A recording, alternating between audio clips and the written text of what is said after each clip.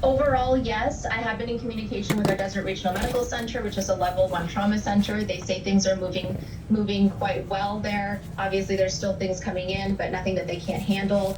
We have not heard of any fatalities related to the storm. We have had several swiftwater rescues and have been helping out neighboring cities, but we are very well prepared, and I'm really grateful for our police and our fire and our city staff who have just been working around the clock to make sure that residents are taken care of. That all sounds like very good news. The city of Palm Springs there declared a state of emergency before this storm, so did the state government. So what's next in terms of recovery?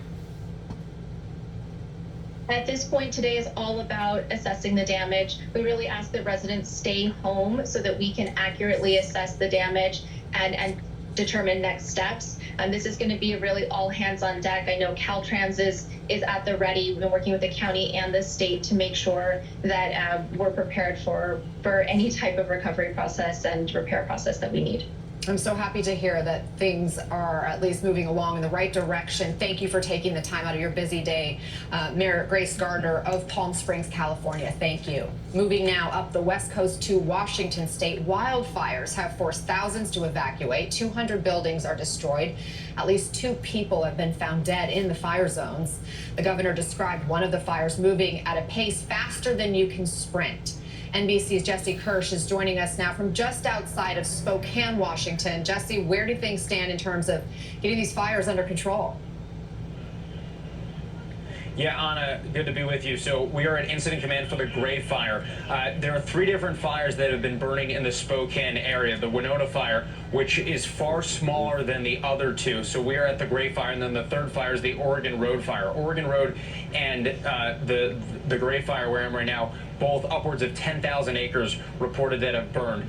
This fire has caused the most destruction to a number of structures. The most structures have been destroyed in this fire, according to officials who also say that the largest number of residents were threatened by this fire. Thousands of people were ordered to evacuate in this community outside of Spokane, Washington.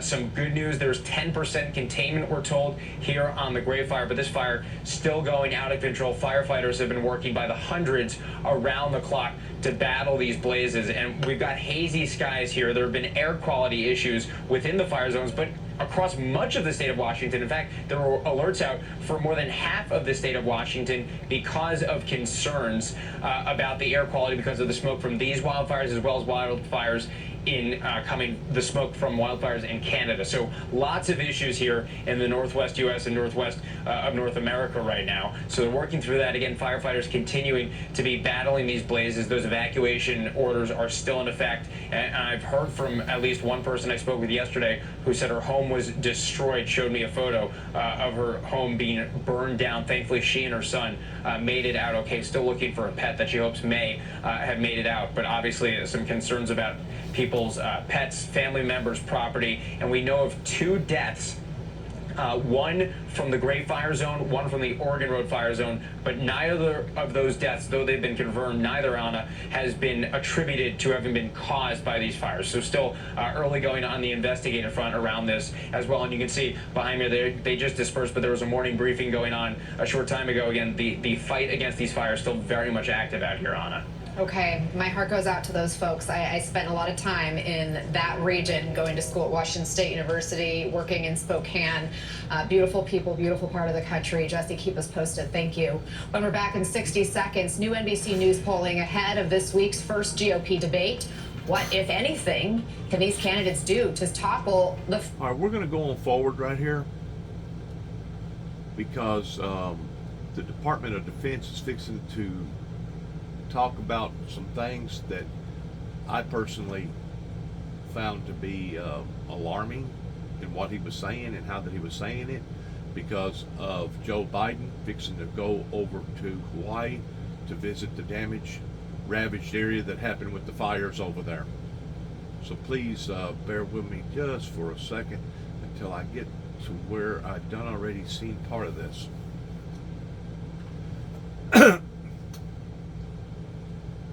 I don't know if it goes to another commercial or not. I think it does. Hi. There's the guy there that I'm talking about that's fixing to come on. So it does go to another commercial. bear with me just for a second. I appreciate your time and patience. All right, right here. During the Ram Make This the Summer event, get 4,000 retail consumer cash allowance on most 2023 Ram 1500 trucks. Getting towards the end of the year, got to get them off the line. Welcome back. It has been nearly 2 weeks since the deadliest wildfire in modern U.S. history swept through Maui. And as of this hour, 114 people are confirmed dead, and a staggering 850 more are still listed as missing. Later today, President Biden and the First Lady are set to see the devastation firsthand. NBC News correspondent Steve Patterson joins us from Maui. Steve, 114 dead, 850 missing. What are authorities there saying to the families of those still missing and in this state of heartbreaking uncertainty? I mean, what do you say, Anna? I think have patience, unfortunately, because this is going to take some time. You know, you're talking about a scene in which the fire burned hotter in some cases than an incinerator. I was talking to a federal source on the ground, and he was saying, I was saying, yeah, it was like an incinerator rolled through this town. He's like, no, it was several hundred degrees hotter than that.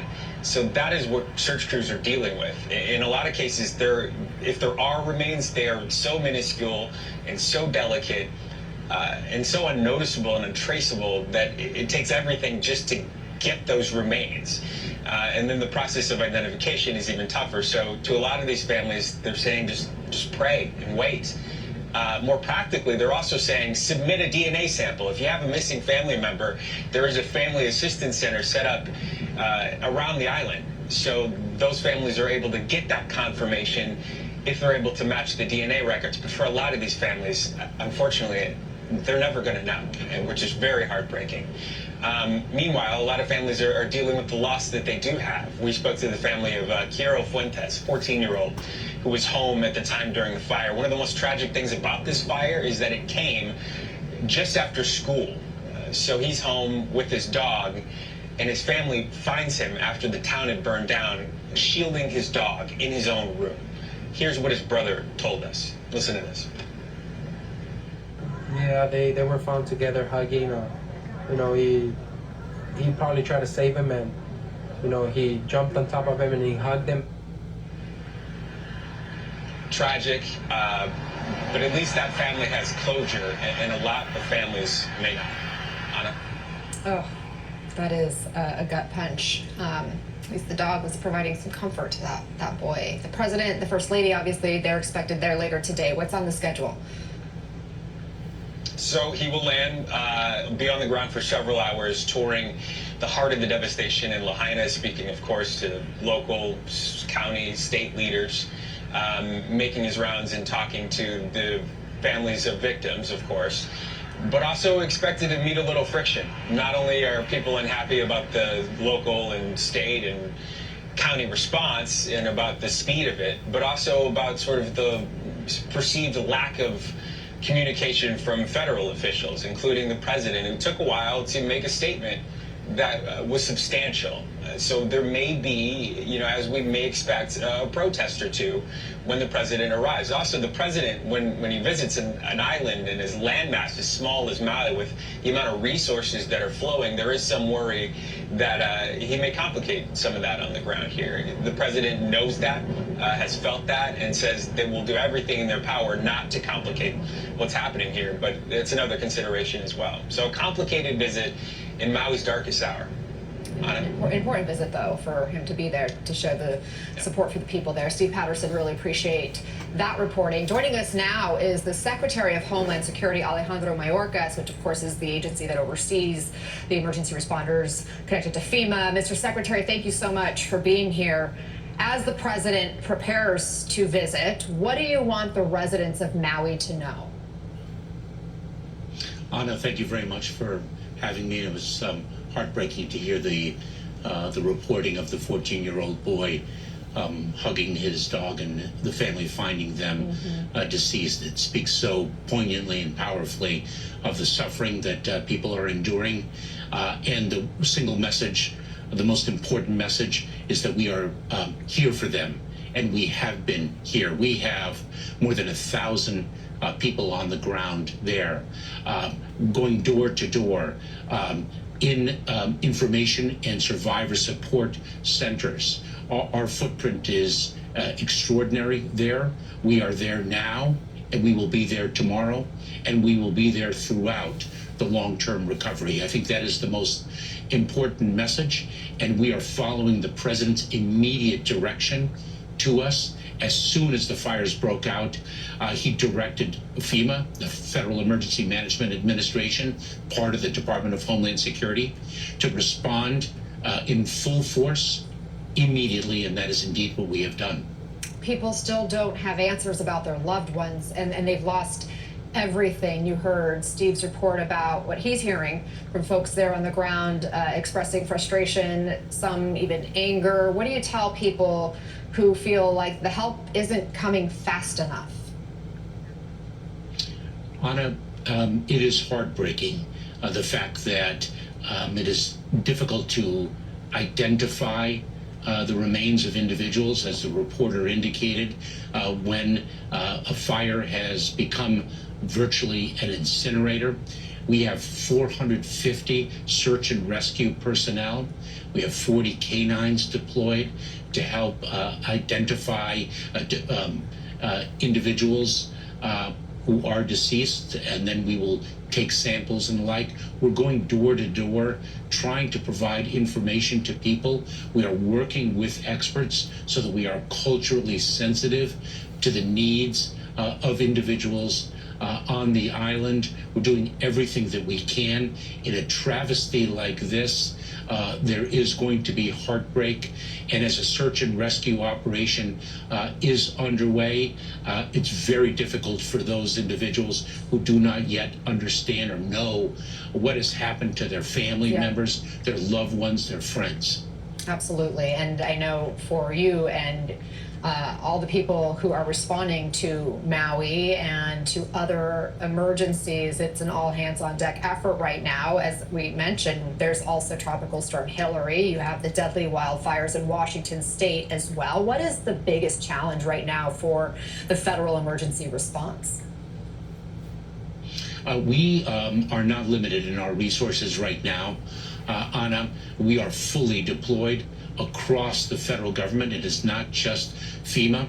The president will be announcing when he arrives in Hawaii his appointment of Robert Fenton, the Regional 9 coordinator at FEMA, as the chief federal response coordinator, to make sure that we have an all of administration response to this tragedy. We already are well coordinated across the federal government, but he's appointing Robert Fenton as the lead coordinator. Our challenge is ensuring that everyone understands the resources available to them, and making sure that we're bringing that much needed closure to individuals. And everyone on the island should know, and everyone across the country should know, that this is what we are devoted to. We're following the president's direction to spare no time, no expense to address the needs of the impacted communities. Just zooming out, though, when you look at all of these natural disasters happening at the same time, and it just seems like the hits keep coming. Former DHS Secretary Jay Johnson, someone who has held your role before, has told me he believes the climate crisis may be the greatest threat to U.S. national security. Do you agree with that?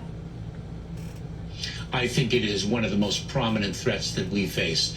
You know, I was with the president in Mayfield, Kentucky, a number of months ago when a tornado devastated that community. I was in Mississippi when I saw another community devastated by a tornado of unprecedented speed and strength and resulting devastation. The frequency and gravity of extreme weather events in the United States and around the world is one of the greatest challenges that the globe currently encounters, and we need to work together as a community of people across the world to address this. Secretary Alejandro Mayorkas, I really appreciate you taking the time. Thank you very much. Thank you. Good luck. Up next here on Ana Cabrera Reports, while Donald Trump sits out the debate, he'll be turning himself I'd like to make a comment on all that's been said about all the fires and the flooding and just the stuff that has recently occurred. It's not just the fires and the floods. It's the divorces. It's the children being disheartened. It's the homeless. It's the drug induced. It's the gun violence. It's a country that's $30-something trillion in debt. It's total chaos involving our political affairs right now. It's diseases pertaining to pandemics and different occurrences that's happening all over the We're world. back with a heartbreaking story out of California. A mother of 9 shot and killed this weekend after someone allegedly took issue with an LGBTQ pride flag displayed at her clothing store. The San Bernardino Sheriff's Office says the suspect made several disparaging comments about that flag before fatally shooting Laura Ann Carlton. And while Carlton did not identify as a member of the LGBTQ community, she was locally known as a staunch advocate. The suspect was fatally shot after confronting local deputies with a weapon. And the fact that we as a Christian society, though we are not to love the sinful nature of sin regarding whatever sin that it may be, we still, as born-again Christians, are commanded, not required, not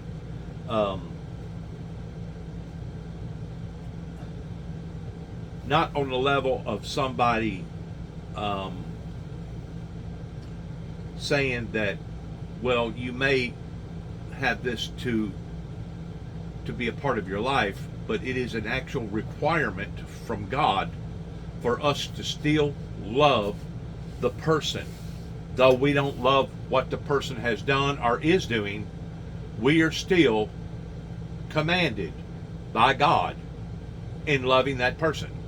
Regardless that person is a LGBTQ person, or that person is a murderer, or that person is a thief, or that person is lazy and won't pick up nothing towards doing anything for himself or to others, or that person is a liar.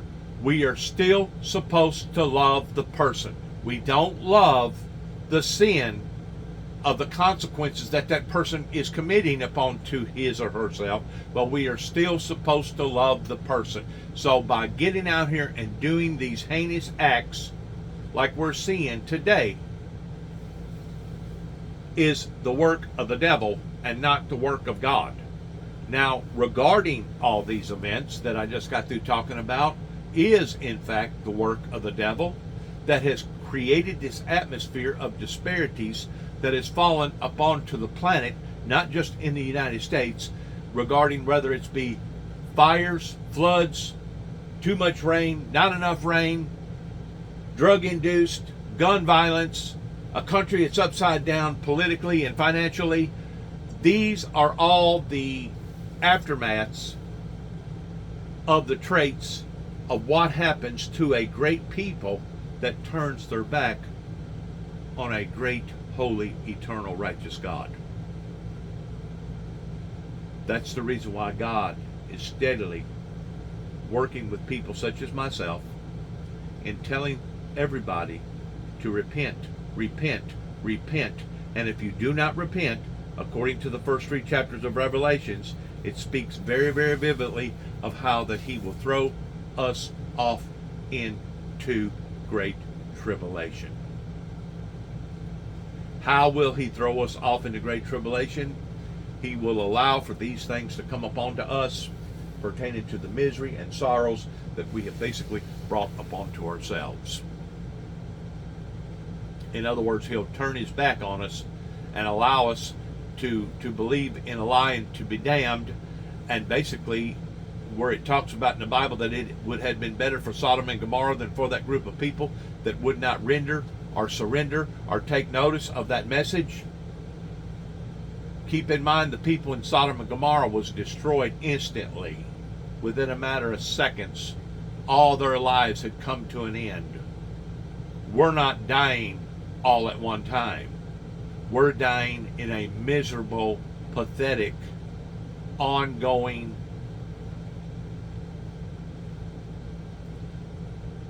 miserable way of seeing all these destructions happening to either our friends, our loved ones, or even ourselves in little bitty phases as we go along. That's the reason why the Bible says, to woe be unto the inhabitants hereupon to the planet whenever you shall see these things starting to materialize. It is truly, truly materializing. Concerns over malaria here in the U.S. Maryland is now reporting its first case of locally acquired malaria in 40 years. NBC's George Solis has more. Now, what did I just say about pandemics, diseases, famines, floods, wars, rumors of wars, commotions? These are all the fulfillment of biblical Bible prophecies indicating that we are no longer living our lives as a bunch of freelancers, but now we are under judgment. And the reason why that these things have now surfaced to the top is because of what we're doing to ourselves and what we're doing to the planet. Tonight, a new warning after a case of malaria was found in Maryland, hundreds of miles north of where recent cases have been. Health officials on edge because this was locally contracted. That means the patient didn't get it overseas or any place further south that has already seen infections. It's certainly unusual. We want to let people know just so they can be on the lookout. That patient now recovering after being hospitalized. So far, officials at a loss as to how they got infected. If it is in Maryland, could it be anywhere? Well, I suppose conceivably it could. It's probably going to be a pretty rare event, though. Trying to understand where this locally acquired case came from is going to be very difficult to understand. It's the first this far north, with cases found in the warmer southern states of Florida and Texas. We have the eggs, we have the larvae. NBC News' Blaine Alexander got an exclusive look inside a CDC mosquito lab where a malaria response team is on high alert, with mosquitoes that carry malaria being found here at home for the first time in 20 years. Why are we seeing these cases now?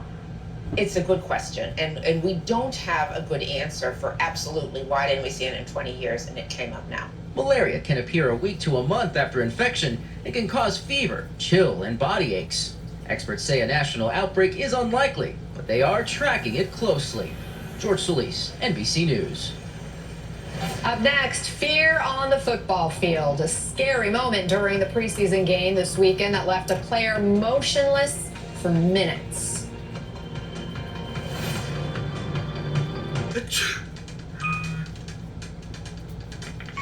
Astepro Allergy, steroid-free allergy relief that starts working in 30 minutes, while other allergy sprays take hours. Once more, allergies, pandemics, floods, fires, NBC News. Hardships, divorces, families being torn apart, separated, businesses being closed, all our jobs, basically our communities being left and being nothing but a left empty hull, our retirement center. These are all attributes of the works of Satan that has now penetrated into so many people's lives that it's not even close to even being a remotely joke or funny anymore. These are all very, very serious matters, not counting the fact that just within the past 2 years, the beginning phases of COVID in 2020, there was approximately 125,000 restaurants in the restaurant chain that had to close their doors, and over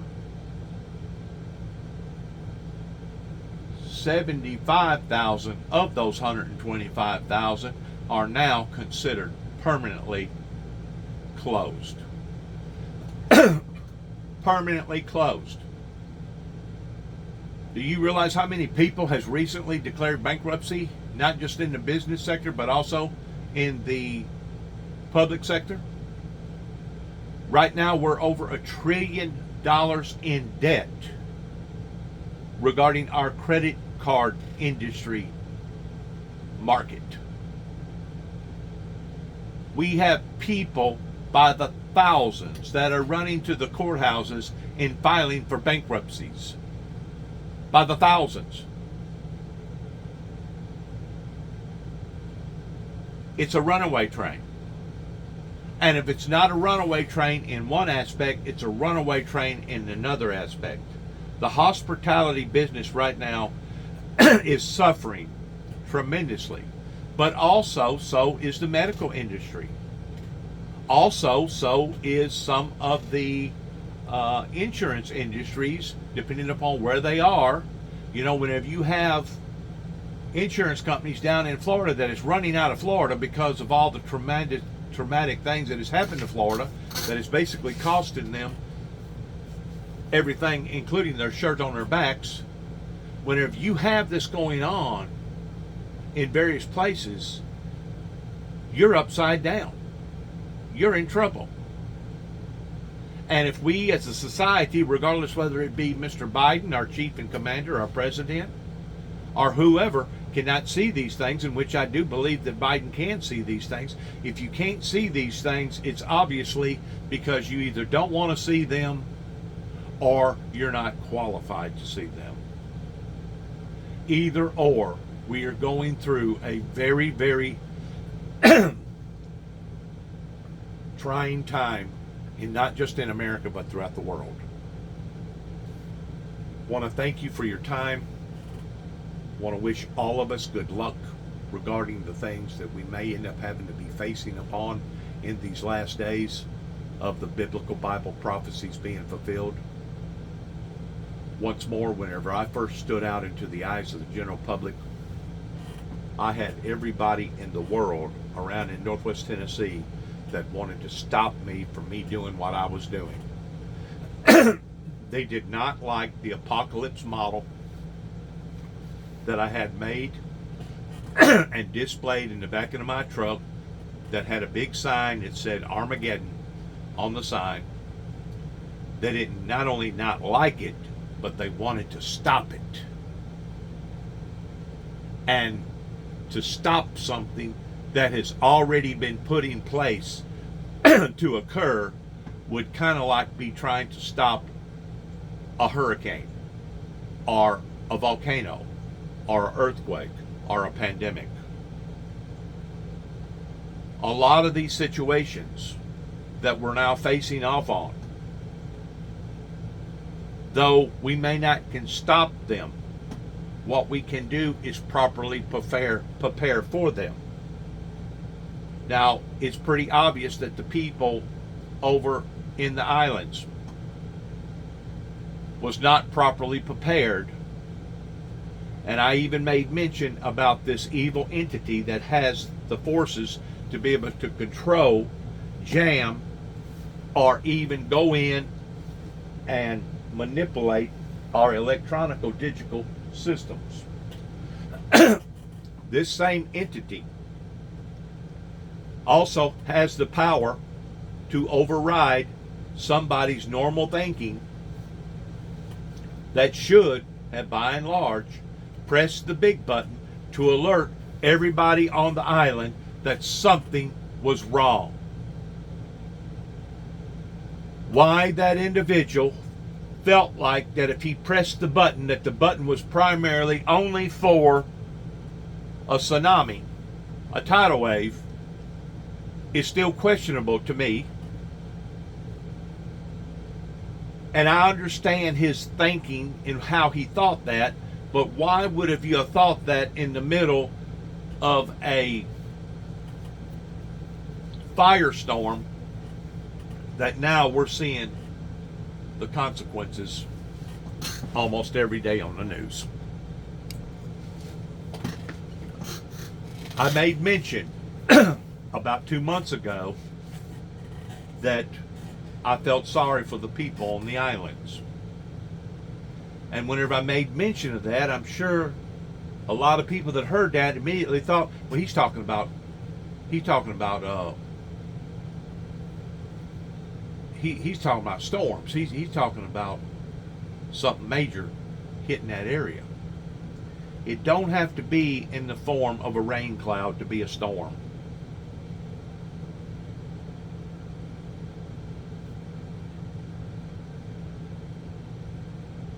It don't have to be a hurricane.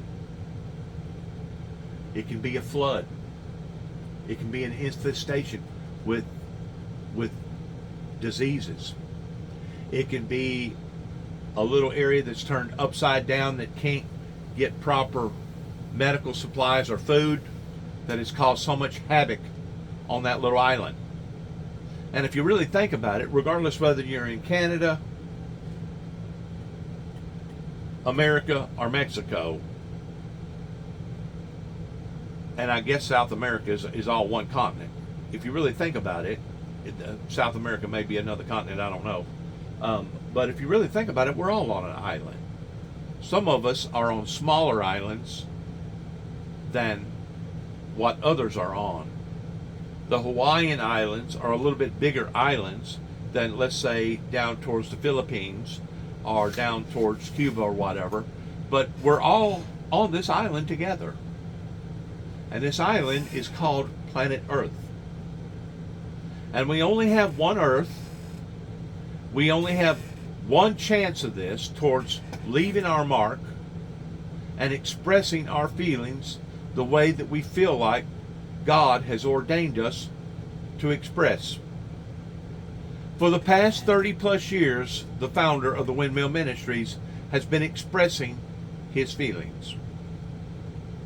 To this day, as far as I know, I still do not have what you would call true, sold out partners or supporters.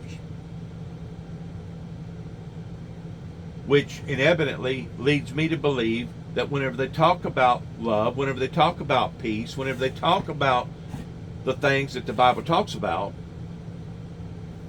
it leads me to believe that they're only talking heads, that they're really not sincere in what they're talking about. Maybe I put more into that than what I should, but whenever you have beat and bang and put out material and sacrificed and been falsely accused and been evaluated and incarcerated for various things that you know that you wasn't guilty of, logically speaking, if you was me, would you not have the same emotions and the same feelings as me towards a group of people that says one thing, but in reality, their hearts are far from them? Yesterday, I was blessed by being able to go to my son's house, in which I rather not disclose and where he lives. And I got to meet his wife for the first time, and I got to meet my granddaughter for the first time after she was about 3 months old. She was born approximately, I think, about 6 or 8 pounds, and now she's about double that weight. I felt personally more comfortable in going and visiting the grandchild, even though it was my first grandchild, after she got a little bit of stability about her, because I've always been leery about picking up a freshly newborn. Regardless whether it was my newborn or my child's newborn or whoever's newborn. I've always been leery about picking up a fresh newborn because they're so sensitive. They're so brittle in the sense towards if you touch them the wrong way, it could actually hurt them. So after she's got about 3 months in behind her life, she's grown about twice the size of what she was whenever she was born. I felt more comfortable in going down her and actually holding her in my hands, putting her next to my chest, and sharing my love with her and expressing my love to her pertaining to my only biological son, my firstborn, and his newly wife that is a Ukrainian from Ukraine. I didn't know for sure how that the meeting was going to unfold, but to me, it unfolded in a very, very loving, caring, sincere way.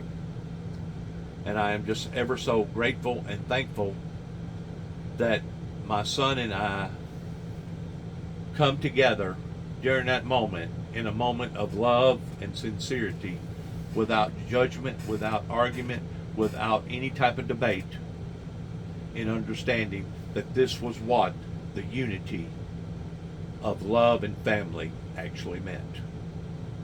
And until we, as a Christian society, regardless whether it be an American Christian society, a Canadian Christian society, a Mexican Christian society, or any other continent on the world, until we are willing to come together in that same frame of mind, by putting aside our indifferences and understanding that we are all in the same boat.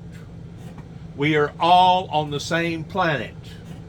We are all on the same island, regardless whether it's a big island or a little bitty tiny island that maybe you can see from one end of it to the other because it's just a little peak that popped up in the ocean somewhere.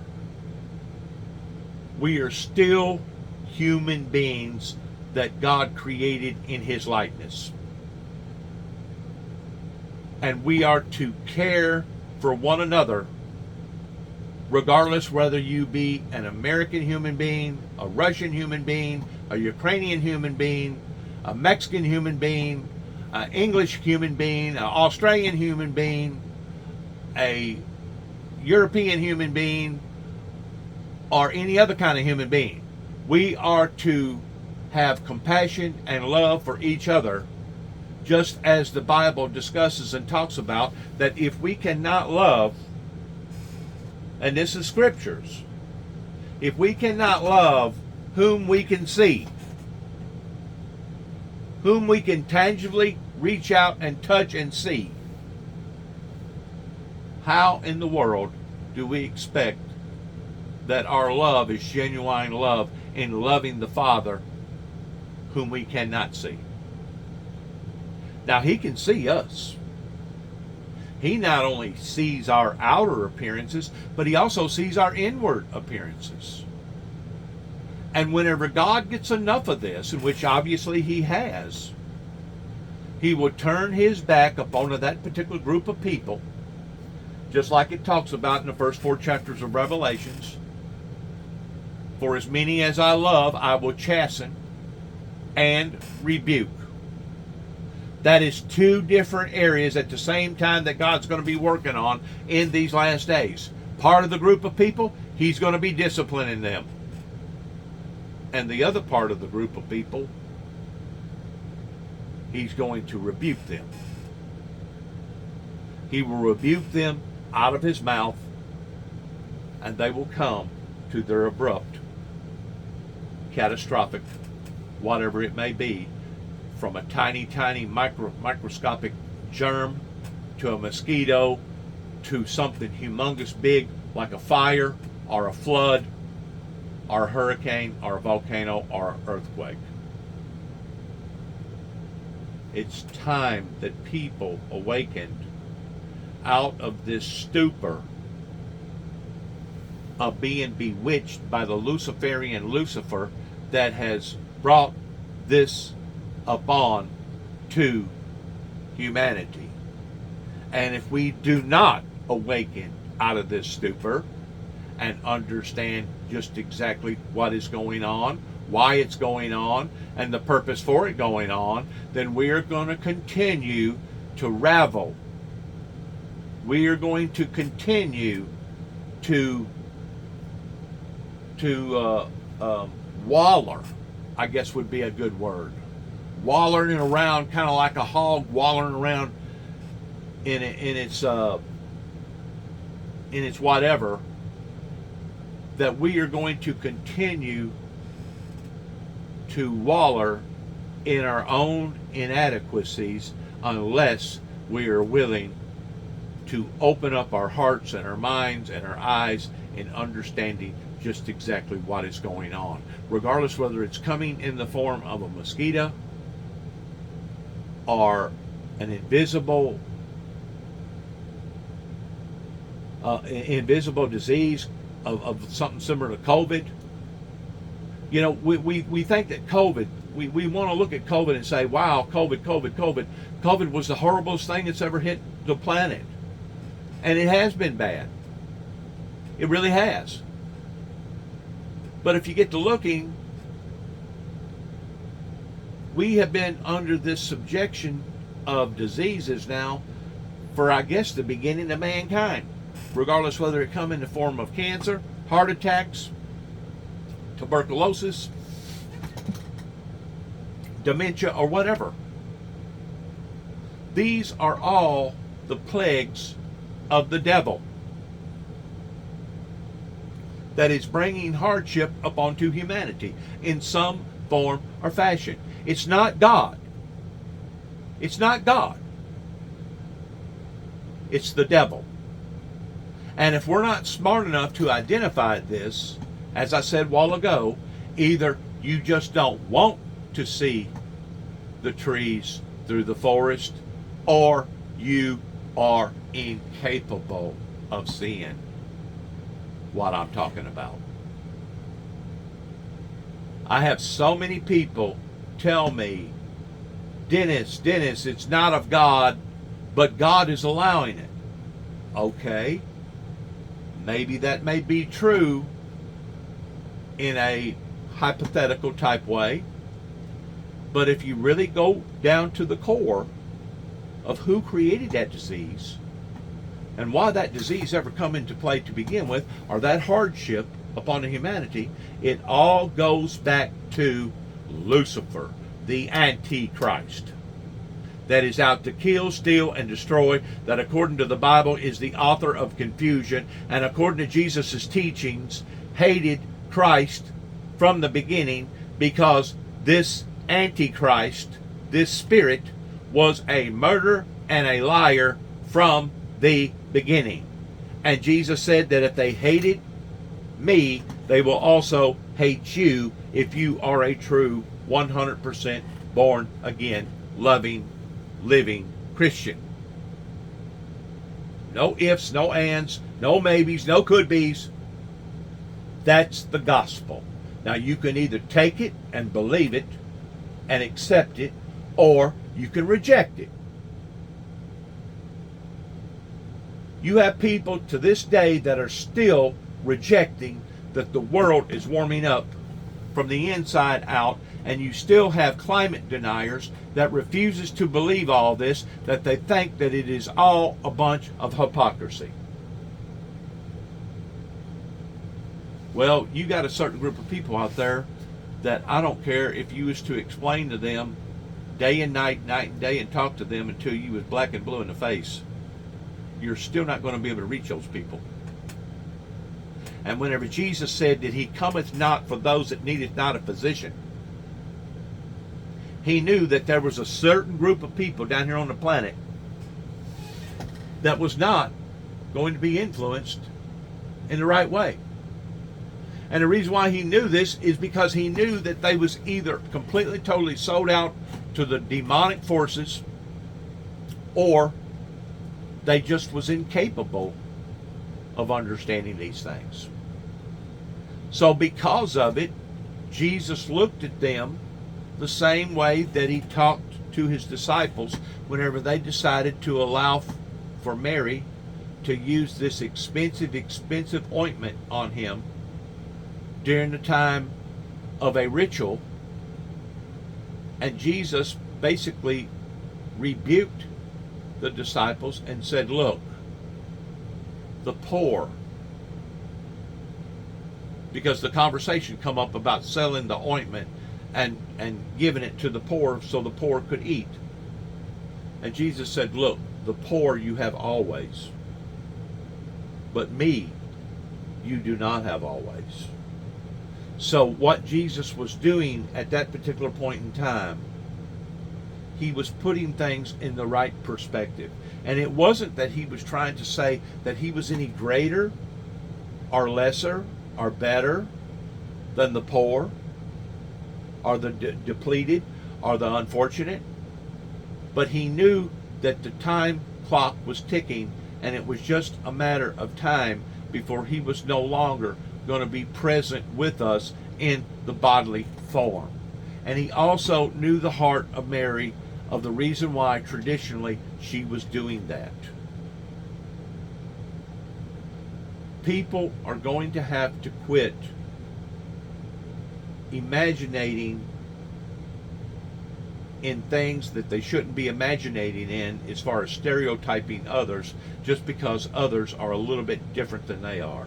There's no doubt that each and every one of us is just like a snowflake that falls from the sky during the winter, and you do not and cannot create the exact same snowflake. That has been proven scientifically.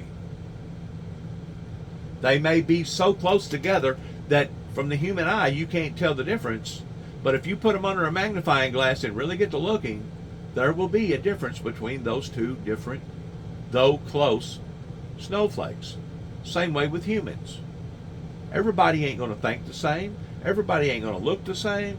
Everybody ain't going to respond the same way. But we are still red-blooded humans. And the only thing that motivates me on a day-to-day basis is not my flesh, and it's not the things that impenetrate my flesh, but it is the Spirit of God. And if people cannot accept that and recognize that, that is not my fault. If anything, those are the people that are unworthy of my knowledge, that are unworthy of the gifts that God has given me to give to others, and because of it, I shake off the dust off of my feet and I move on. That was what Jesus said. That if they won't receive you, if they won't accept you, if they won't support you, if they won't partner up with you, he said, go on about your business. For it would have been better for Sodom and Gomorrah than for that group of people that continued to rebel against what you was teaching them and telling them, especially if the message coming from the messenger, regardless whether it be a he or a she, continued to be rejected. This is where I am today in the Windmill Ministries that has been rejected for the past 30 plus years, since 9 tapes went to the White House in 1988 that helped to establish the global alliances which helped to establish the ending of the Cold War between Russia and America. If we do not come to our realization of our reality, it is a very strong possibility that whenever the Father gets tired of all this, and he does throw the whole world, the whole planet, off into a state of tribulation. At that point in time, after we have basically crossed over the precipice or the Rubicon, it will be too late to go back and fix it, or to reestablish a new system, or to change it. It will be too late. And I'm telling you right now, we continue to keep knocking on that door again and again and again, in basically going to the point of no return. And if that's what we continue to want, then we need to continue to keep doing what we have been doing, because we are heading in the direction of doom and gloom, not just for the human race, but for the whole world upon this planet. Thanks again. Good luck to each and every one of us, and how that we are constantly right now being bombarded by all this bad luck that is constantly falling upon humanity in some form or fashion, in one way or the other. And until we're willing to evaluate our own lives and evaluate our community and come together as a unified people, like I said a while ago, the scriptures is very plain. that if you cannot love those who you can tangibly see, hear, touch, smell, and be around, if you cannot love these people, do you really think that the love that you claim that you have for God is a true love if you cannot love your brothers and sisters who you can see? It's pretty obvious what that answer would be. That's the reason why the scriptures defies these things the way that it defies these things in telling us of the ongoing consequences. We're going to listen to this short presentation of this real quick, and then I'm going to let you go. Bye.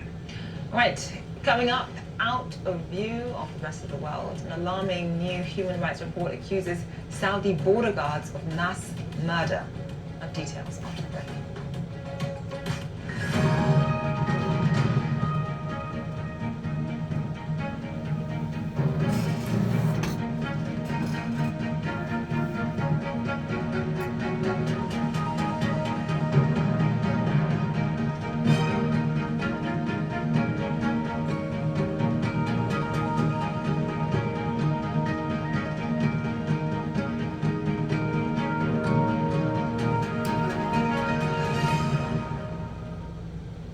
Right now, the world is in a state like I don't think that I can ever remember at the age of 62 ever seeing before. And I continue to keep telling people again and again and again that every time there's a calamity, it doesn't matter if it's a fire, flood, hurricane, tornado, volcano eruption, earthquake, whatever. Every time there's a calamity, it relinquishes the resources up onto the planet. I'm just going to use this as a illustration tool so that maybe you can understand. The 1,000 lives that obviously has been affected, thousands of lives, not just 1,000, but the thousands of lives that's been affected over in the Hawaii Islands, has been one of the most heartbreaking events that we have seen in the 21st century here in America pertaining to an event like that. The death toll, we don't know what the actual death toll will be. We just know that the death toll, if there's one that has died in the process of some natural catastrophe like this, that is one too many. But what I'm trying to say is this, that as we are witnessing these things that are occurring today on levels such as we've never seen before, that are basically bombarding humanity, and if it ain't coming in one form, it's coming in another, towards it being a siege, a spiritual siege, just as the Bible talks about, that in the last days Satan will come down in great wrath because it or he knoweth his time is short. If we're not smart enough to see these things and to come together, united we stand, divided we fall. That's exactly what the devil is doing. He is trying to divide people in every unimaginable way that you can think of. I mean, today, because of modern computer technology, two people can be sitting on one couch and one on the other side of the couch, the same couch in the same room. And rather than them talking the way that I'm talking, they rather communicate by texting to one another. We are becoming dysfunctional as a human race. We are becoming divided. We are becoming separated. And that's exactly what the devil wants to do, is keep everybody separated. That way we do not become united. That way we do not pull together in understanding these things that are occurring to ourselves. But every time that a bad event happens, just like over in Hawaii, and why those people, those very, very rich, wealthy people, are ganging up on the victims over there towards trying to be land grabbers, is it just speaks volumes about what kind of people that we are turning into. That they're willing to catch those people in their most vulnerability state and offer them X amount of dollars for their property. And it may be good money. I'm not saying that it ain't good money. It may be really, really good money. But now is not the time to be trying to work out an agreement with somebody while they're still grieving. That's called taking advantage of that person or taking advantage of that person's emotions.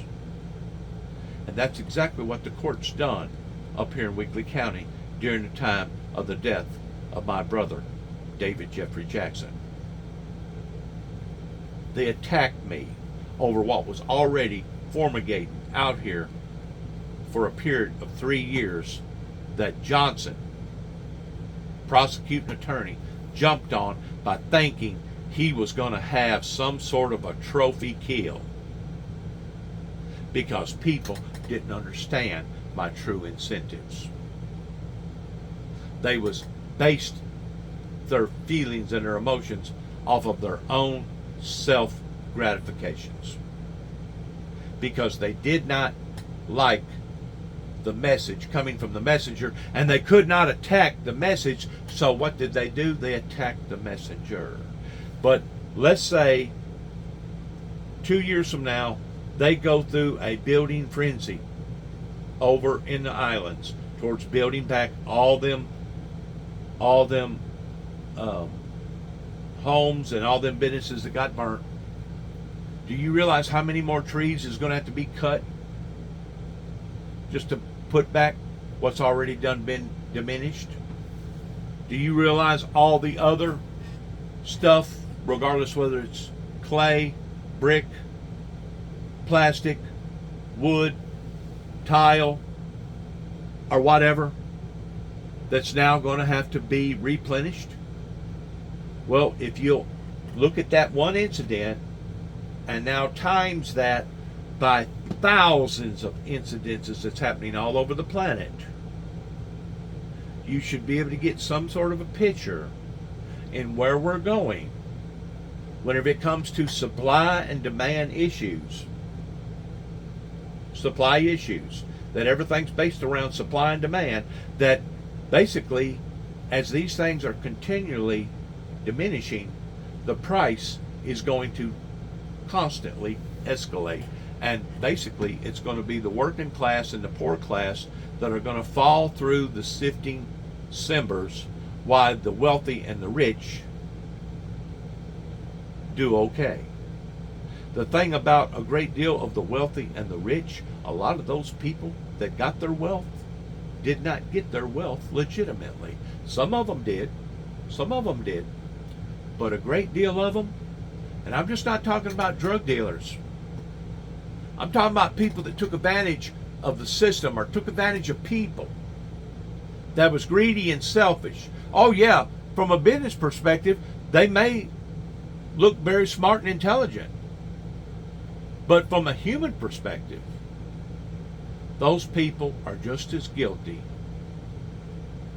as a drug dealer that went out here and done something beneath the table in trying to beat Uncle Sam out of what was rightfully Uncle Sam's pertaining to the taxes. And I'm talking about the some of these rich people that come over here and our governor gives them all these incentives. Oh, Nissan, oh, Toyota, oh, Mercedes-Benz or whatever, Saturn or whatever. Oh, you can work here for 10 years and never have to worry about a tax paying out of your pocket as long as you remain here and as long as you remain faithful to the community.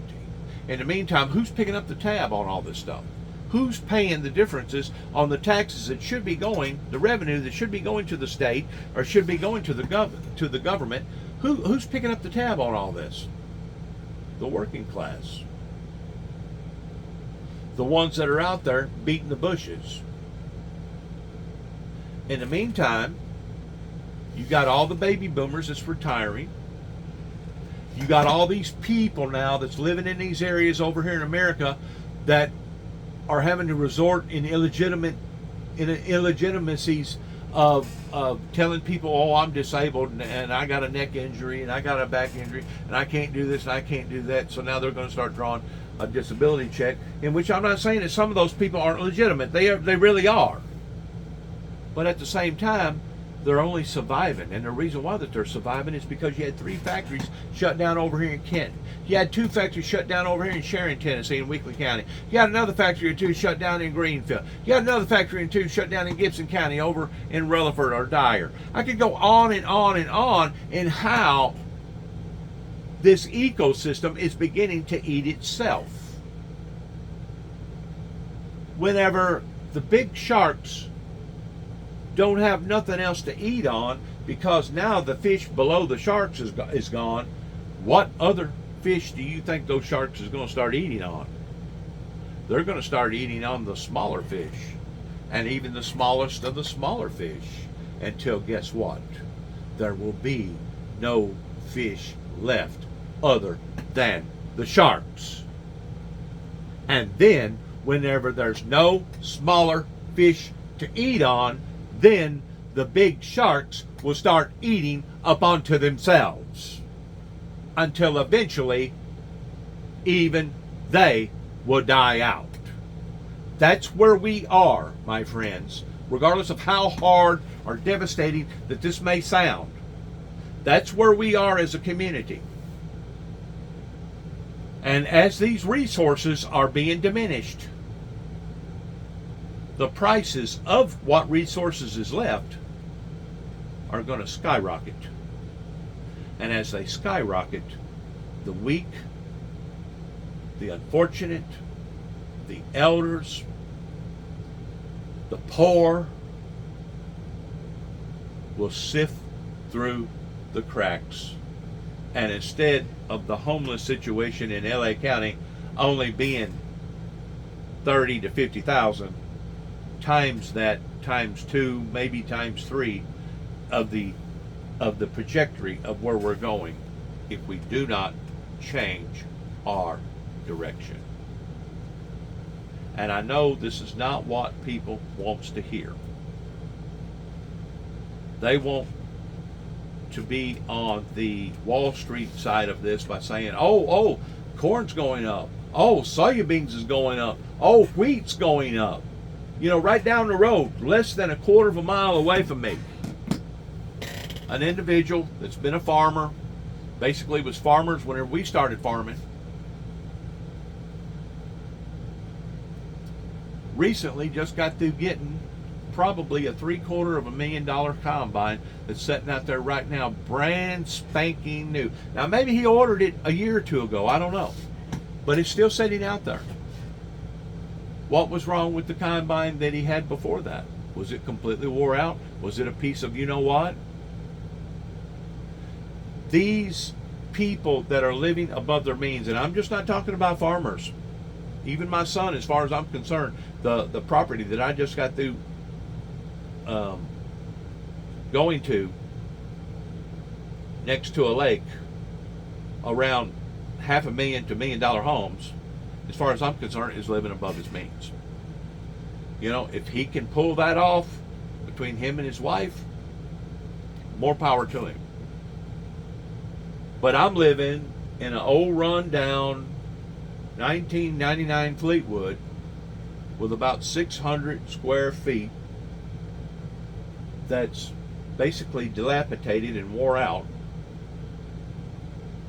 while he's living in a 3,500 square foot house that's probably worth whatever amount of money. And that's fine, because I'm used to getting the second best. I'm used to being treated like the second best. I'm used to having hand-me-downs growing up. When we was growing up, our mother and our parents couldn't go out here and buy the best of the best, the name brand stuff. So we got the cheap stuff. Or we didn't get nothing at all. Or you went down there to the used department and got whatever that you could get out of that department. It's an ecosystem. You start out on the top, you go down to the very, very bottom. I've always been on the bottom whenever it comes to living according to my standards. Please, those that get a hold of this message, understand that I'm not asking for your empathy or your sympathy. Just as I put out a data, social media recording less than about a week ago or 2 weeks ago, the same thing that Jesus told his mother and those that was around his mother during the time of his crucifixion.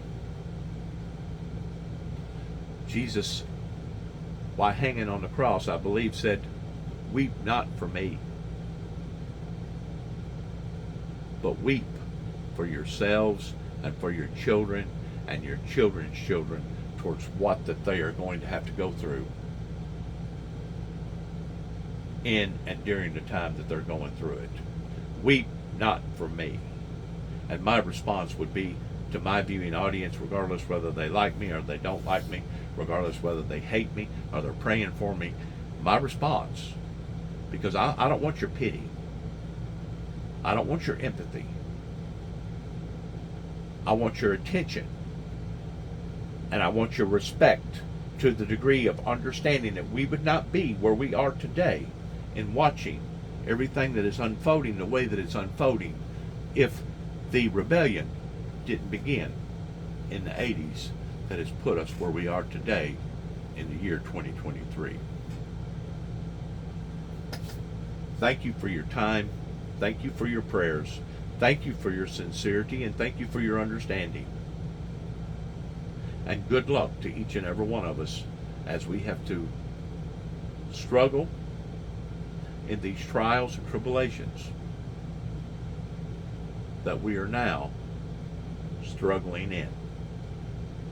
God bless America, God bless our troops, and God bless our endeavors towards where our America incentives go and where the world's incentives go from this moment on.